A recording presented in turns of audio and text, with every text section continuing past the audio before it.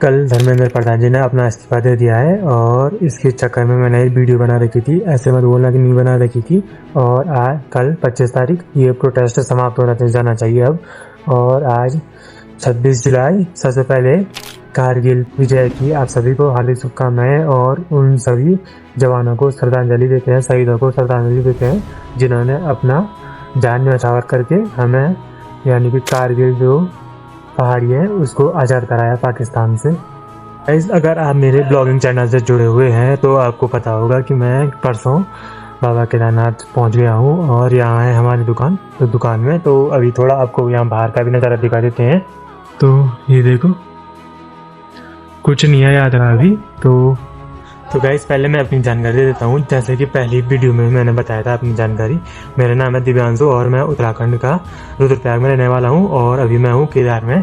तो ये चैनल जो है उस पर मैं यही जो हमारी सांस्कृतिक विरासत है उसके बारे में जानकारी दूंगा। अगर आप सपोर्ट करोगे तो मैं आगे उन्हीं पर बारे में वीडियो बनाऊंगा। और ये तो खाली ऐसा मुद्दा है कि नॉर्मल मैंने खाली निकाला क्योंकि बहुत बुरा भी लगा इस पर। तो गाइस, जैसा कि आपको ये पता होगा कि हर प्रोटेस्ट में गाली गलौज तो होती रहती है, वो नॉर्मल बात है। किसी को गाली दी जाती है, कोई सनातन धर्म पर भी बोलते रहते हैं, कुछ पर बोलते हैं, लेकिन गाइस इस बार तो इन्होंने हद ही कर दिया। इस पीसफुल प्रोटेस्ट में कई छात्रों ने मार खाई, यानी कि डंडे बजे उन पर और कहीं पर लठियां भी चली और कुछ ने पत्थर भी खाए, लेकिन लास्ट में उनको उनका जो मांग थी वो मिल गई। तो इसमें यही होगा कि जिन्होंने भी मार खाई उनको तसल्ली हो जाएगी कि हमारी वजह से इन छात्रों को इनका हक मिला और उनको भी अपने पर सम्मान होगा। और इतना ही नहीं, इसमें एक थ्योरी भी ये भी टूटी कि शांति और अहिंसा से कुछ काम नहीं हो पाता।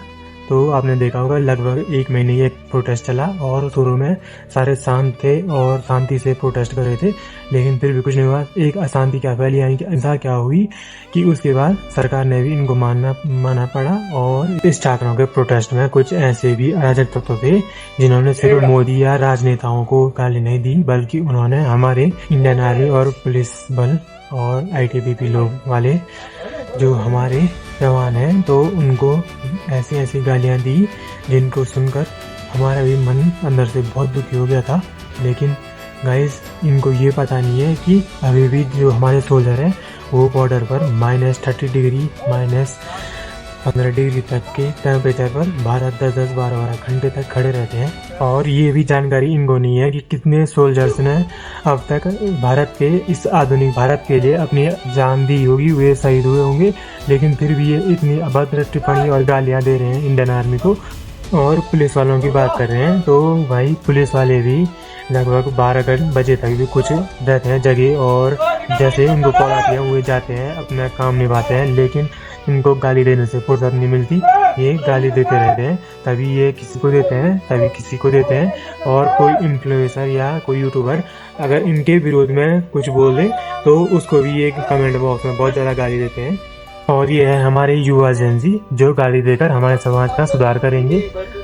और मैं सिर्फ एक ही ग्रुप को नहीं बोला हूँ, हर ग्रुप में ये रहता है। तो गालियाँ बहुत ज़्यादा पड़ती हैं, तो अगर हम अपने ही से सुधार करेंगे, गालियाँ कम करेंगे, तो जेनजी सुधरेगा, गाली दे मन नहीं देगा, तो आगे वाली पीढ़ियाँ भी उस पर अपना ध्यान रखेंगे।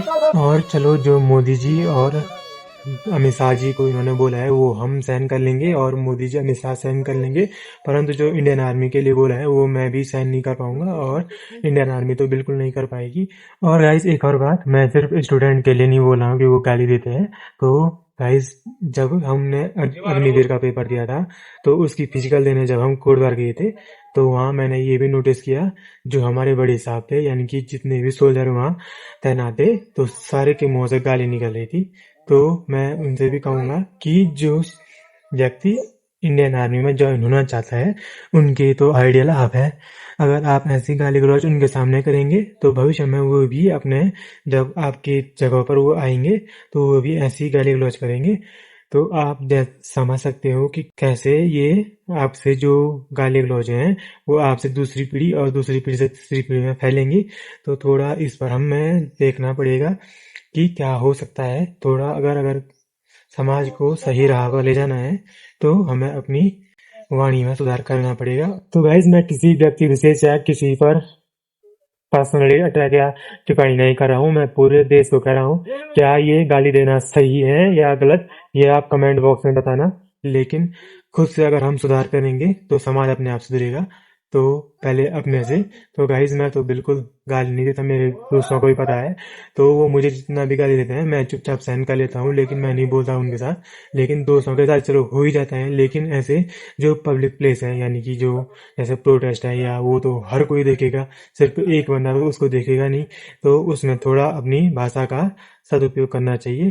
तो आज की वीडियो इतनी ही। तो मिलेंगे नेक्स्ट वीडियो में। और बताना आप क्या जानकारी करना जानना चाहते हैं उत्तराखंड की किसी प्लेस या किसी मंदिर या किसी पौराणिक रहस्य के बारे में। तो उनके बारे में हम इस यूट्यूब चैनल पर जानकारी देंगे।